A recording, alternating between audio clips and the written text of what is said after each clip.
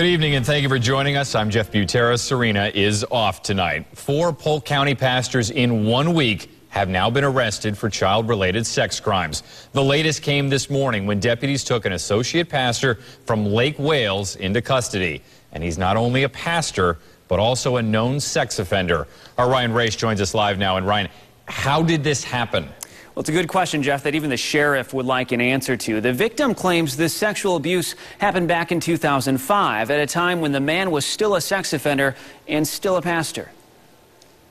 It kind of shocked me that when I heard you say he did what? Max Stribling Jr. has a hard time believing what he's hearing about his next-door neighbor, Arnold Mathis. He's been a registered sex offender since 1997 and is now accused of sexually abusing a 14-year-old boy. Ever since I know, he's been a real nice guy. I can't say nothing bad about the guy. He can't, but Sheriff Grady Judd can. We have this monster, and that's what he is. He's a child predator. Deputies arrested Mathis early this morning, less than 24 hours after the alleged victim came forward. The victim is now 21 years old, but told police he met Mathis at a basketball game back when he was 14. From then on, investigators say Mathis pampered the boy with clothes, shoes, and money so he could get what he really wanted. Every time he engaged the child in sex, he would pay him cash money. Our goal is that this person never, ever gets to walk around free in society again. The sheriff says the sexual encounters took place at Mathis's Winter Haven home while he was the senior pastor of a nearby church.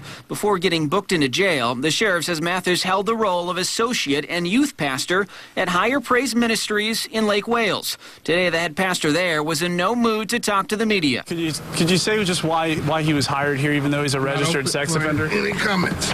He may not want to talk now, but Sheriff Judd says he will soon have to answer to the community. This is frightening. Obviously, there was no background check at all, zero. And why in the world he was allowed access to children in the first place, we don't know. The sheriff is convinced there are more victims out there, possibly all over the state. He believes Mathis became the youth pastor at these churches for the sole reason to groom kids and then sexually abuse them. Jeff? All right, thanks, Ryan.